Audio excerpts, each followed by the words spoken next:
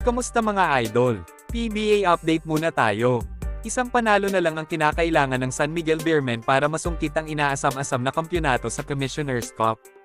Nagmistulang bayani para sa Beermen si Jericho Cruz na kamakailan lang ay nasuspinde ng PBA sa Game 3 dahil sa 5 sunod-sunod na technical fouls na nakuha niya ngayong komperensya.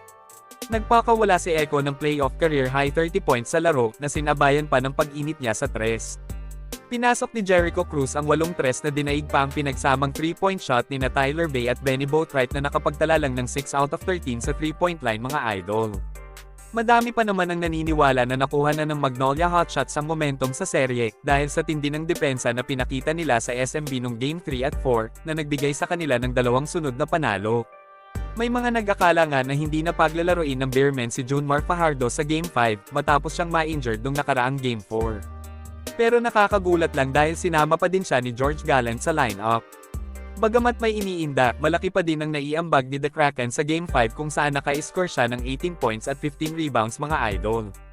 Ang import naman ng SMB na si Benny Boatwright ay patuloy ang masamang performance mula pa nung Game 3 dahil sa tindi ng depensa na binibigay ni Tyler Bay sa kanya. Susubukan ng Beermen na tapusin na ang serye sa Game 6 mga idol dahil delikado ang magiging sitwasyon nila kapag pinagbigyan pa nilang manalo ang Hotshots.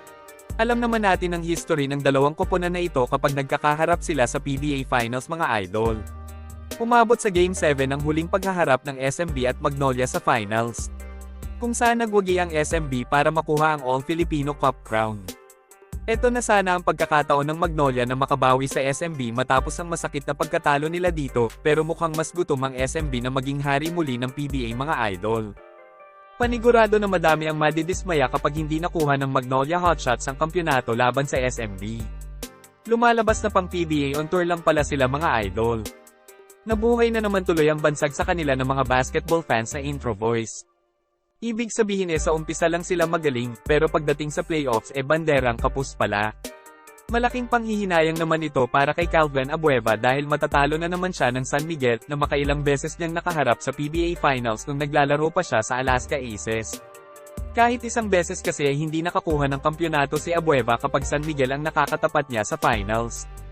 Hanggang dito na lang muna mga idol. Maraming salamat sa panunood.